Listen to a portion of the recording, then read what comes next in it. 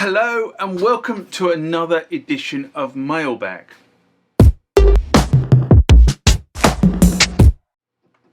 What is Mailbag? Well, Mailbag is a feature of the channel where you guys leave lots of comments on the channel and I attempt to answer those comments, or if I can't answer those comments, I throw it out to you guys who have more knowledge on some of this stuff than I do. So let's get into the first mailbag of this session.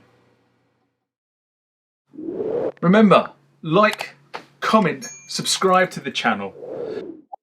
Go over to Instagram and follow me there. Go over to Facebook, follow me there. That's where the normal notices are. And consider becoming a Patreon.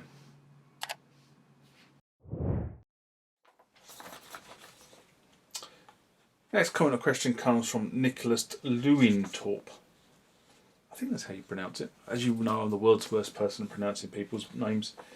And this was in response to how to restore the Roland D-110 SYSEX file, a video I did in May 2021. And Nicholas writes, do you know if it's possible to load the D-110 SYSEX into a D10 or a D20? I've noticed the presets differ between models and I really want the patches from the D10 if I'm getting any of the other models.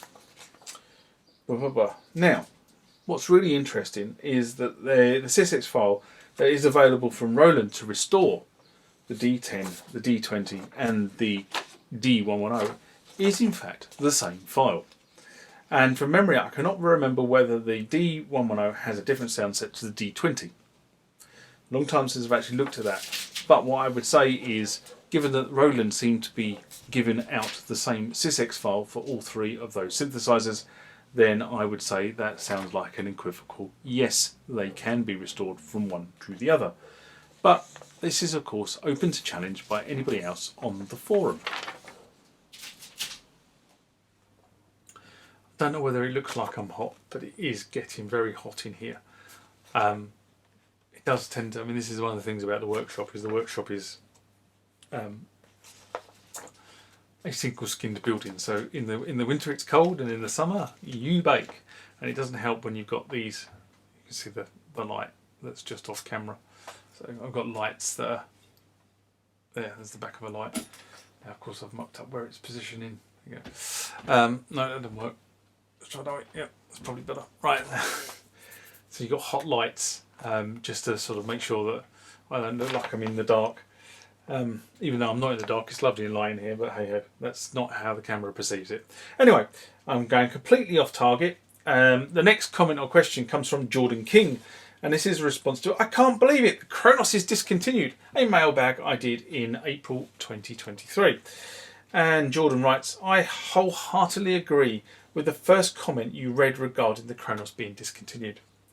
If Korg releases a workstation that surprises the Kronos, what the Kronos delivered, but still kept the concept of the Kronos, then guess what? I'm all in for a new workstation. But if Korg doesn't and just remains in second gear, or so to speak, and just says, oh no, it's the Nautilus, well, then that is just an absolute joke.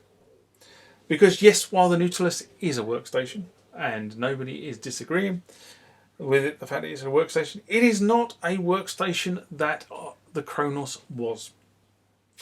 Nowhere near it. And as for the reviewers out there and Korg saying, oh, the Nautilus is more streamlined version of the Kronos because people don't want to have to fiddle around too much with knobs, sliders and switches, yeah, okay, that's fine. But what the people actually do, what they do, you are going to alienate all of them all of a sudden as well now. Just because you cater for a group of people that don't want the hassle of fiddling, so to speak. And remember, Korg said in the beginning that the Nautilus was only going to be another option to Kronos and would not be replacing anything. That's actually a really good point there. That was a public statement made by Korg. Oh wait, that's right, it's discontinued now. I understand if the pandemic had something to do with it, But at least be transparent to your customers and tell them that it was going to be discontinued instead of saying one thing and clearly meaning another.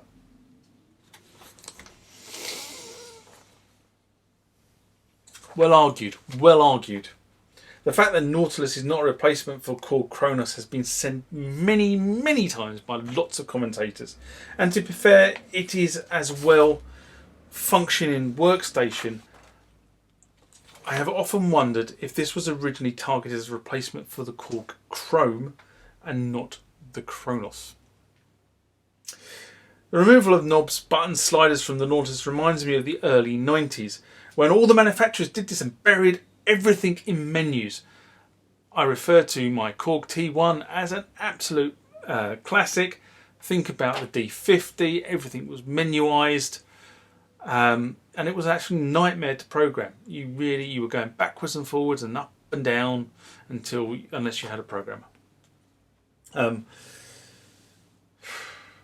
of course, many users are then put off and no desire to actually get into the concept of a sound design, the concept of tweaking, the concept of creating their own sounds, even if it's just based off a tone that's already on the machine. But you can get so much more. It's things like, just being able to craft the envelope, being able to tweak the cutoff, being able to, many parameters can be changed that actually give you that unique sound that you're looking for.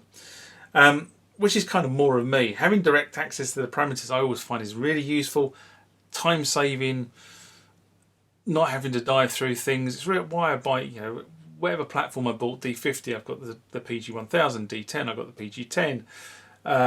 If I had the JX3EP, I'd have the PG-200 or an equivalent of the PG-200. I believe in time saving, and the programmers save you oodles of time. I'm thinking of the DX7, DT7. Massive board, but it'll save you a lot of time when you're trying to dial in a sound. But there you go, that's reality. And I agree with you, Korg have never really been forthcoming on this whole debate, telling musicians what was coming next, whether they're continuing with this whole Nautilus debate or just keeping stum. I find Korg's stance interesting, the why they wouldn't be informing well, I kind of get it actually, if I'm honest. I really do kind of get it, because if they said that there was a new workstation coming, people would stop buying Nautilus. I get that, so I kind of get that, but what there should be is some sort of linear progression to say in 2 years' time there will be a new workstation. But if you want it now, it's Nautilus or nothing else.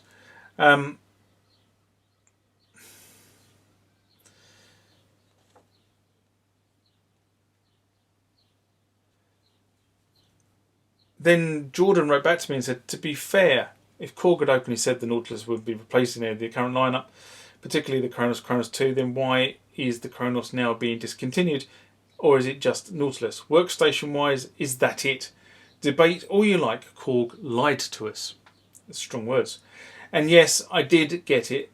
It may have had something to do with the pandemic, but Korg should then have told us that the Kronos was going to be unfortunately discontinued way before it was.